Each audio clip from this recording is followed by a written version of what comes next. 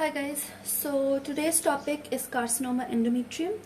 It's one of the easiest topics. You just have to know the story behind it. That's it. A few points that you have to remember is this much, this page, a small page.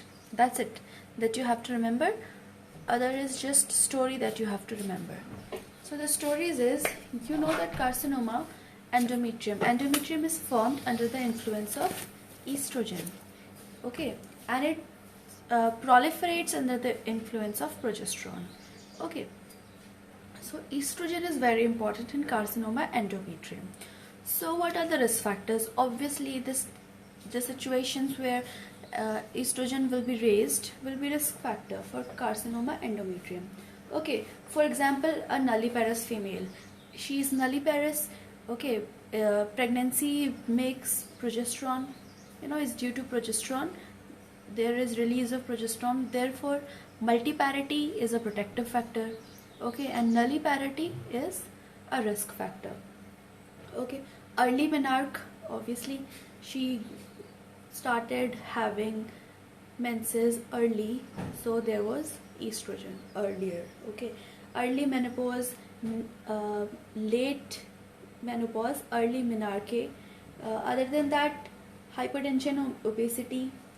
Okay, and some diseases like which has unopposed estrogen action, for example PCOD, hormonal therapy, estrogen secreting tumors, these are the risk factors. Okay, then what will be the treatment? Treatment will obviously be progesterone. Medical treatment easily will be progesterone, and other things that we'll study, but the most easily will be progesterone. For example, in endometriosis, okay, the treatment will be progesterone. Okay, and other thing, you can just remove the uterus. We'll study it in detail. I'm just telling you the story that you should remember. Okay, then you should know about something called corpus cancer syndrome. It is a triad of hypertension, obesity, diabetes mellitus. Just imagine someone not in your family, out of your family, someone very fat, so he also has diabetes mellitus and hypertension, and he is fat. She is fat. Okay, she is obese, so she has increased chances of endometrial cancer and is known as corpus cancer syndrome. Corpus means the body of the uterus is lined with endometrium, and it is called corpus cancer syndrome. Okay, then comes the types of endometrial carcinoma. Types of endometrial carcinoma are very simple. Adenocarcinoma, okay, that will develop from the lining. Okay, then there is also clear cell carcinoma, which is most malignant variety. You can write it down: clear cell carcinoma, adenocarcinoma, and papillary serous carcinoma. Okay, papillary serous carcinoma. Adeno will be due to the glands. Okay, and clear cell is the most malignant variety. Then comes the type of endometrium. This I think you should remember for NEET PG. Okay, type 1 consists of adenocarcinoma grade 1 and 2, and type 2 contains adenocarcinoma grade 3. The grades are very easy. Grade 1, that means it is well differentiated and undifferentiated part is less than 5%. Second grade, moderately differentiated, the undifferentiated part would be 6 to 50%, and grade 3 would be the worst, poorly differentiated, and more than equal to 50% will be undifferentiated. Okay, then like diabetes mellitus, it is estrogen dependent and independent. Okay, like diabetes is insulin dependent and non-independent. So type 1 is associated with increased estrogen, the risk factors that we read, and type 2 is estrogen independent. Sorry for the noise. Most common in obese females, type 1, and type 2 is more common in black female with mutation in P53 gene, and it is having bad prognosis. Okay, the type 1 is more common in white females PTEN and KRAS gene mutation, and it has good prognosis. Okay, then what will be the symptoms? Obviously, endometrium. Okay, endometrium is stimulated and forming, therefore there will be irregular vaginal bleeding. Okay, that will be the most common and the first symptom. Okay, also you can see postmenopausal bleeding. It is second most and most specific symptom. Okay, other than that, what can happen is there can be foul smelling discharge known as pyometra. Okay, then there can be foul smelling watery discharge known as hydroria, or there will be pain in abdomen. We call it Simpson pain. At certain period of day, always there will be a pain known as Simpson pain. Simpson pain. Okay, then what will you do if a patient comes to you? You'll first advise investigation. The first investigation will be TVS, transvaginal ultrasound. Okay, and you'll see the thickness of the endometrium. Okay, in normal individual who is in a reproductive age group and undergoing menses, it should be more than 12 millimeter.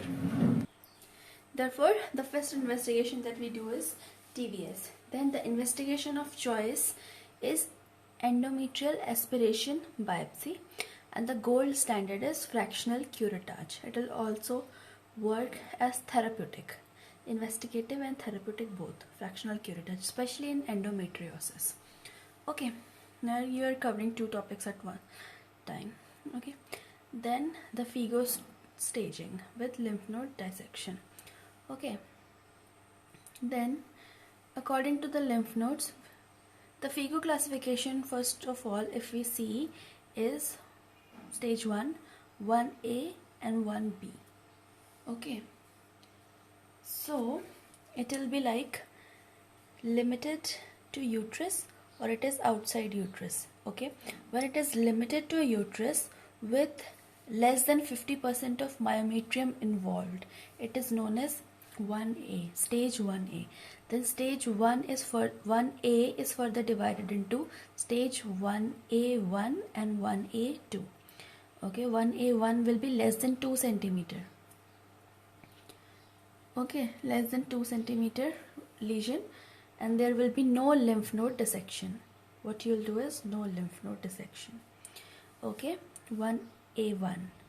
Okay, then comes stage 1A2. The lesion will be more than equal to 2 centimeter, and you will do pelvic dissection. Okay, you will do a pelvic dissection of lymph nodes. Then 1B is more than 50% of myometrium is involved. Okay, what will you do? Pelvic plus para-aortic lymph node dissection. So now you know that you just have to, for lymph node dissections, you only just have to know two things.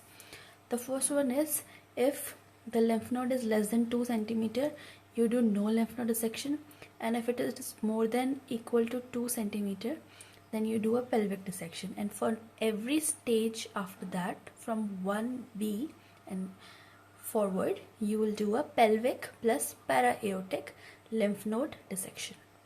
Okay, then what is the stage 2? Okay, the stage 2 is when the cervix is involved. Okay, let's get it in focus. When the cervix is involved, stage 3 is beyond cervix. There is local spread where it has A, B, C classification. Okay, 3A will be when the serosa and adnexa are involved. Adnexa means bladder. Not bladder, sorry. Serosa is involved. Okay, then B. Then the B is where vagina is involved, and C when lymph node, pelvic and para-aortic lymph nodes are involved. Okay, then comes the fourth, stage 4, where we see regional mets.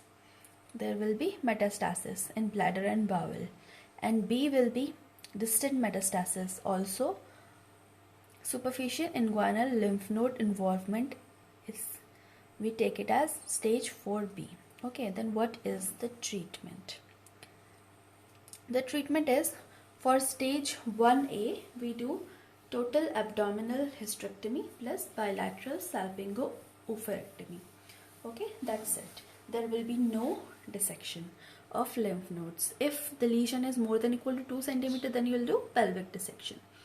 Okay, then from stage 1B, what you'll do is TAH plus BSO plus radiotherapy plus lymph node dissection. As we read earlier, pelvic plus para-aortic lymph node dissection. Stage 2, you'll do a Vardheim hysterectomy plus radiotherapy plus lymph node dissection. Stage 3 and 4, you'll do a debulking surgery plus chemo plus radiotherapy plus lymph node dissection. Okay, so to revise, very easy. Endometrial carcinoma, risk factors are high estrogen states. Okay, you know that.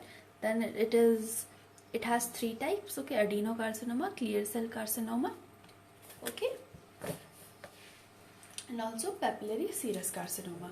Then it has type 1 and type 2. I hope you have noted or you just remember.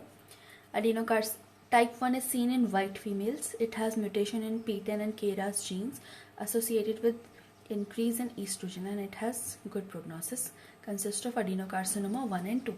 Very simple.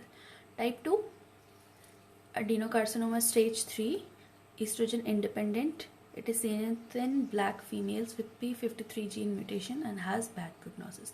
Investigation is TVS, endometrial aspiration biopsy, gold standard fractional curettage. Lymph node dissections, if we see, when it is limited to uterus, we take it as stage 1A. Then 1A is when less than 50% of myometrium is involved. If less than 2 centimeter lesion, no lymph node dissection. If the lesion is more than equal to 2 centimeter, then pelvic dissection. And every other stage over 1B, more than 50% myometrium is involved, and we do a pelvic plus para-aortic lymph node dissection always. So the FIGO staging is: 1, it was limited to myometrium. 2nd, cervix is involved. 3rd, beyond cervix, you will see serosa, vagina, then lymph nodes. And 4, there will be metastasis. A will be regional metastasis, B will be distant. And the treatment is always hysterectomy you'll have to do. Okay. Only in 3rd and 4th stage, you will do debulking with chemo plus radiotherapy plus lymph node dissection. I hope this was useful, and if it was, and for more such videos, for more such topics, you can request the topics down below in comment section, and please like, subscribe and share this video a lot. Thank you.